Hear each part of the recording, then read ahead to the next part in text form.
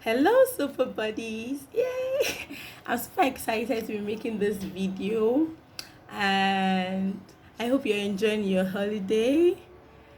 I hope you're resting and having fun, even though I know that you're preparing. But please make sure you rest, and have some fun. Last week, I posted something on reflecting on second term, and I was excited when I got feedback from some teachers sharing with me what they were able to find while they were reflecting. And I thought I should share the next step, which is planning for third term. We all want a successful third term, and the great part is that because we reflected on second term, we should ensure that we do not repeat the same mistakes that we made in the second term. We should ensure that second term is way better, third term is way better than second term. And how can we make this happen? It's just by planning. We all know how to plan. So I'm not talking about the lesson notes, I'm talking about planning. So planning for your daily lessons, your classroom management, and all of that. We all know how to plan. So I'm not going to sit here to teach you how to plan, because I know teachers know how to plan. Instead, I want us to be very intentional when we are planning. So I'll just share some things that I need you to take note of while you're planning. So number one, delegation. Are you planning to do everything on your to-do list? This is the time for you to start thinking of what your children, your students, your pupils can do, what your assistants can do if you have an assistant, what you can ask a friend to do or a colleague to do, and the things that you must do. So delegation, number one. Number two, you also want to plan for yourself. So we are here talking about wellness. Teachers are burned out, teachers are stressed out. Are you intentional about how you're going to spend? Are you intentional about you?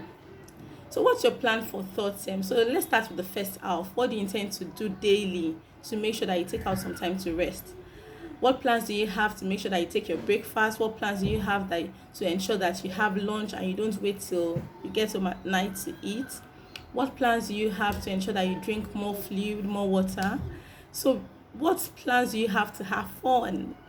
So you need to really be intentional about this, because most times we make perfect plans and we don't even include ourselves in those plans. So I'm reminding you now, so that you will not end up saying that I'm so stressed out. What have you put in place to ensure that you have some fun and you get some rest? Yes, the work is there, but then you can begin to be intentional about you.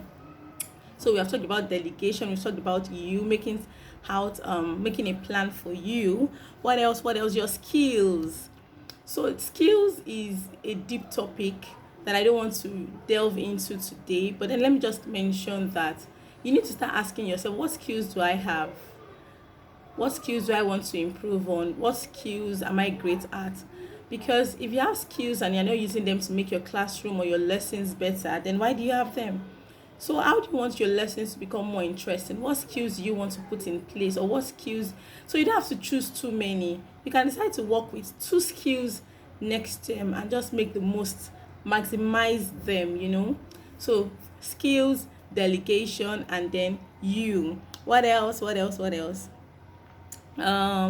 think that's the major thing. So identify your strengths and weaknesses, delegate your work, make sure that you are doing the things that you must do. um Empower your children or your students, pupils, to do some of this task if they can. Assistants, friends, colleagues, and all of that. So delegation. What's the second thing? Your skills, and of course you. Be intentional about planning for yourself. Cheers.